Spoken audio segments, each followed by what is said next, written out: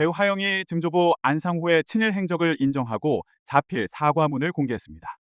하영은 12일 자신의 SNS에 올린 사과문에서 가족에게 전해들은 이야기만으로 증조부의 삶을 단편적으로 알고 있었다며 친일 행적을 제대로 알지 못한 채 여러 자리에서 증조부를 가족의 자랑처럼 이야기한 점을 사과했습니다. 소속사가 처음 친일 의혹을 부인했다가 하루 만에 입장을 번복한 것 역시 자신의 부족함에서 비롯됐다며 고개를 숙였습니다.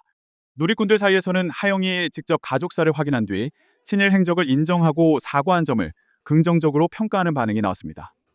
처음부터 이렇게 대응했으면 좋았을 것이라는 의견도 이어졌습니다. 다만 조부인 고 안부호 가톨릭대 의과대학 교수의 소록도 병원 근무 이력에 대한 설명이 사과문에서 빠졌다는 지적도 제기됐습니다. 하영이 방송에서 밝힌 4대째 의사 집안 이야기를 두고 증조부뿐 아니라 조부 이력까지 논란의 대상이 됐기 때문입니다.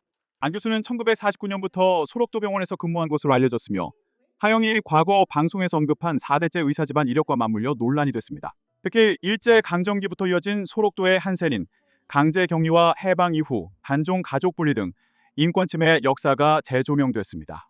다만 현재까지 공개된 자료만으로는 안부호 교수가 당시 인권침해에 직접 가담했다고 볼 근거는 확인되지 않았습니다. 이런 가운데 백이성 역사 강사는 안부호 교수에 대한 추가 의혹을 제기했습니다. 지난 12일 유튜브 채널 매불쇼에 출연한 백 강사는 한국전쟁 시기였던 1949년부터 1954년까지 15세에서 60세까지의 모든 남성은 전부 다 징집 대상이었는데 왜 소록도에 갔느냐며 안부호 교수에 대해 징집 회피 가능성을 던졌습니다. 또한 대정 친목회 소속이었던 이완용과 안상호의 관계에 대한 새로운 의혹도 폭로했습니다. 백 강사는 1909년 이완용이 명동성당 인근에서 이재명 의사에게 피습당했을 당시 이완용의 수술에 참여했던 6명의 의사 중 1명이 바로 안상호였다고 직접적으로 주장했습니다. 백이성 강사의 설명에 따르면 두 사람의 밀착 관계는 일회성에 그치지 않았습니다.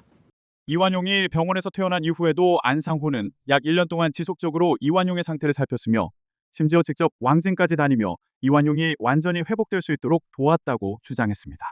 고종 황제 독살설 연루에 관해서도 언급했습니다. 당시 기록에 의하면 고종의 시신 상태는 처참했습니다. 팔다리가 심하게 퉁퉁 부어올라 바지를 찢어야만 했고 이가 빠져있고 혀가 닳아져 있었습니다.